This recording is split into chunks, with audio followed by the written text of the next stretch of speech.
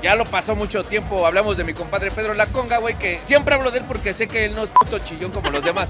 Legal, güey, la neta lo que es, güey, porque los demás de todos se ofenden, güey. Hice una frase famosa, güey, que ningún chile les embona, y es neta, güey. Entonces a lo que yo voy, güey, es eso, güey.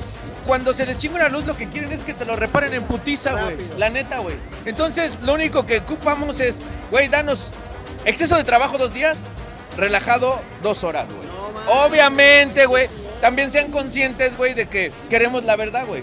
Si yo soy el dueño y te di la luz a ti y se te descompuso y el chalán dice, no le pasó nada, güey. Solita se madrió. Y la abrimos, güey, y tiene agua, tiene corrosión y así, güey. Nada más hay que ser sincero, güey, le pasó esto y esto.